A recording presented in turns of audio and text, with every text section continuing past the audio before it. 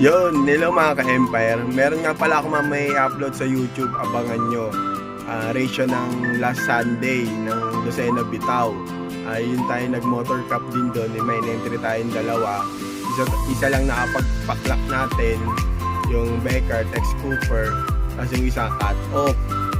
Ngayon, yung ano doon, yung pito doon, yung pito na the rest, training lang siya. Na wrong pick tayo kasi may unang dumating na training lang. Pero wrong pick tayo, pero susunod na may motor cup ulit or ano, sasakyan na maganda ang palaro ng club, isasali natin siya kasi maganda ang speed niya nun.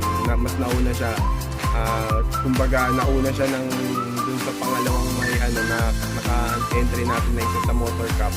Nauna siya ng mga 30 minutes. Ngayon maganda yung speed nun. Siguro mga nag-speed pa siya ng ano, mga 900 or 1,000. Kasi yung nag-clock ako sa isang ano, sa isang ibon na ano na pangalawang dumating yung ano naka-entry natin ng motor cup.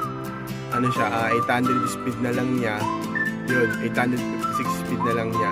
Yun, nandun sa vlog ko, abangan nyo. I-upload ko. Peace out.